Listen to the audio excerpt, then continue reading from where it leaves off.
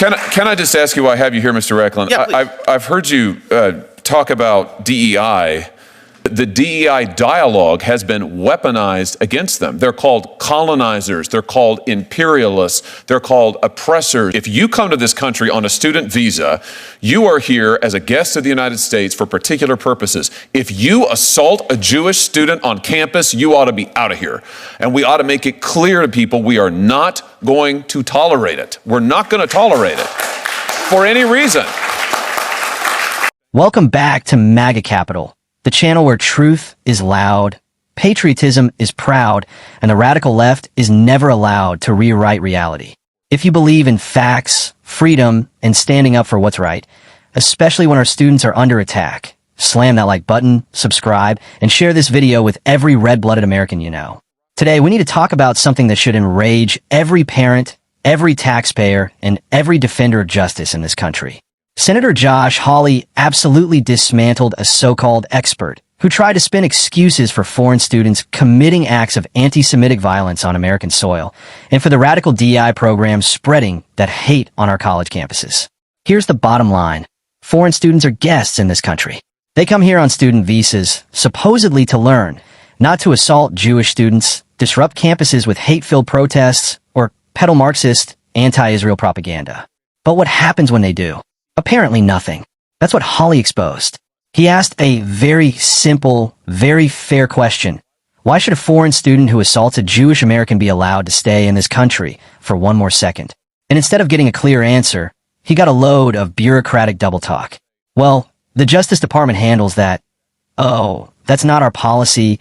Maybe if it's broadened enough. Enough cowardice. Enough academic gymnastics. Here's the truth. If you come to America on a visa and commit violence, you're gone.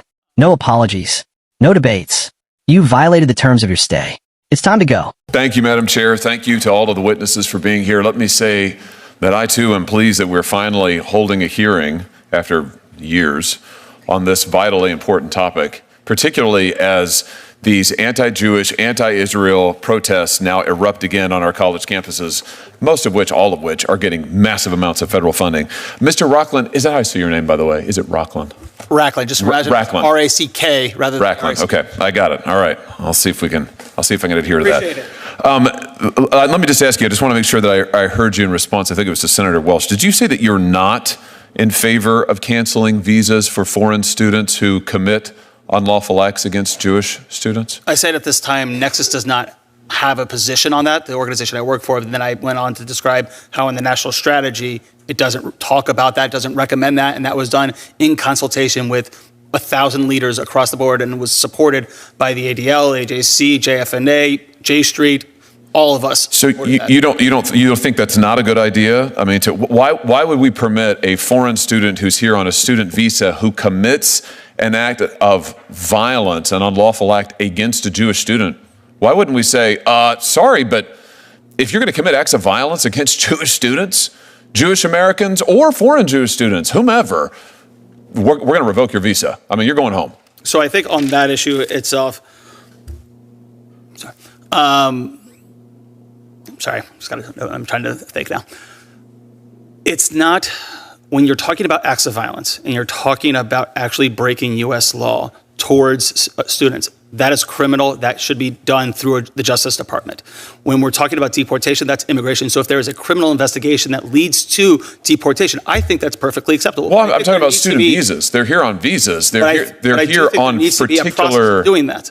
Well, sure, but why don't we write into the process a condition of the visa that if you assault a Jewish student on campus, you're out of here. You're gone.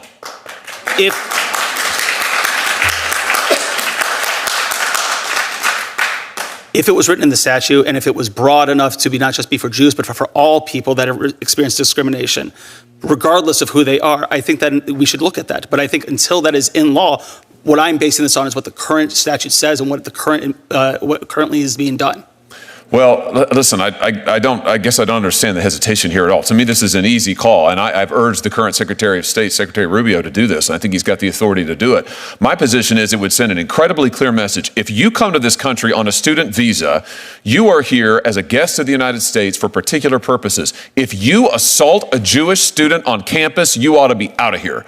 And we ought to make it clear to people we are not going to tolerate it. We're not going to tolerate it for any reason. Can I just ask you while I have you here, Mr. Recklin? Yeah, I've heard you talk about DEI. I just want to be clear on this. You would agree, wouldn't you, that much of this DEI rhetoric has been weaponized against Jewish students? The DEI dialogue has been weaponized against them. They're called colonizers. They're called imperialists. They're called oppressors. It's the classic intersectionality DEI language. I'll give you some tangible examples. The DEI chair at MIT publicly issued statements calling Israel a genocidal apartheid state. You have the University of Washington's DEI office that sent out an email describing Israel as, once again, an unlawful and oppressive settler colonial apartheid state. The DEI program coordinator at Rutgers said to Jewish students, F you colonizer, F you Zionists. I mean, my point is, isn't it time to speak some truth to power here to these people and to say that Israel is not a colonizer state. It is not an apartheid state. Jewish students are not colonizers, and this kind of rhetoric shouldn't be weaponized against them. You'd agree with that, surely. I would say that it's wrong to blame Jewish students for the actions of the state of Israel in any way, shape, or form. And it's wrong to call the state of Israel a colonial apartheid state.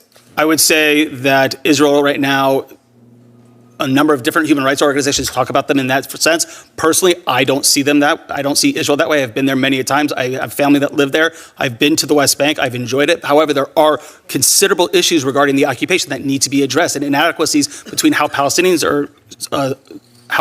live in the West Bank versus how Palestinian Israelis live in. My time, I'm only interrupting you because my time has almost expired, and the chairwoman is being extremely strict on the time. But I just want to make this point because I think we're seeing it over and over and over where you have actual campus apparatus, DEI apparatus on these campuses. These are departments, these are officials, these are professors who are weaponizing that against Jewish students. My question is, shouldn't we condemn that? No holds barred. Say that is wrong for DEI officials to be saying Israeli students are colonizers, Jewish American students are colonizers, Israel's an apartheid state. That is wrong, full stop, no conditions. Would you agree with that? I would say that a lot of DEI programs need to actually bring into its anti-Semitism training, either going to other organizations, because so much of what is happening within the DEI or just be eliminated. Why don't we just eliminate the DEI programs and eliminate the kind of reverse discrimination against Jews that they are Hawley, promoting? I appreciate your passion and we understand. Thank you very much for your participation. But didn't stop there. Hawley drilled into the disgusting abuse of DEI programs. And let me tell you, patriots, DEI is not about inclusion. It's not about justice. It's about rebranding Marxist identity politics under a fancy new label and turning it against anyone who disagrees, especially Jewish Americans. Hawley cited real examples, MIT, Rutgers, and others, where DEI officials called Israel a genocidal apartheid state, where Jewish students were labeled colonizers, where Zionism was treated like a crime. This isn't diversity. This is academic anti-Semitism, and it's being funded by your tax dollars. And yet, the witness couldn't bring himself to say it was wrong. He said, maybe DEI should include anti-Semitism training. Really? Maybe? Jewish students are being harassed, doxxed, and physically threatened on college campuses. And the best you can do is, maybe? That's not leadership, that's cowardice. Josh Hawley said what every American is thinking. Shut these programs down.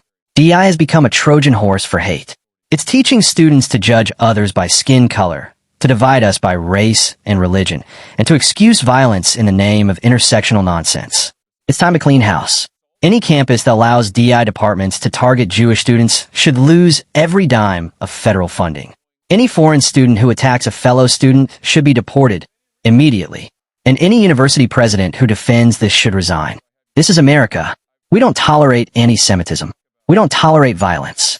And we damn sure don't tolerate tax-funded indoctrination of our children. So if you're sick of the rot in our universities, if you stand with Israel, if you believe in law and order, hit that like button, comment below, and subscribe to MAGA Capital. This fight is only just beginning, and we're going to expose every coward, every corrupt institution, and every anti-American policy that threatens the soul of this country. We're taking it all back, campus by campus, policy by policy, vote by vote. And we're not backing down.